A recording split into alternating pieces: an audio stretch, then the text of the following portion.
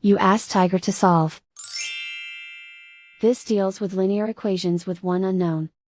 The final result is x equals 13 over 2. Let's solve it step by step. Simplify the expression. Find the greatest common factor of the numerator and denominator. Factor out and cancel the greatest common factor.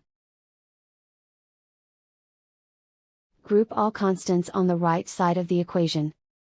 Subtract 21 over 2 from both sides. Group like terms.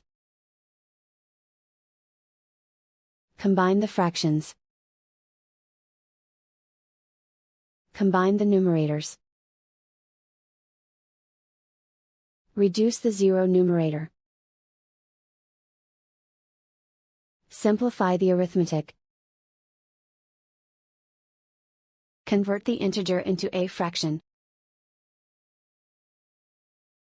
Combine the fractions. Combine the numerators.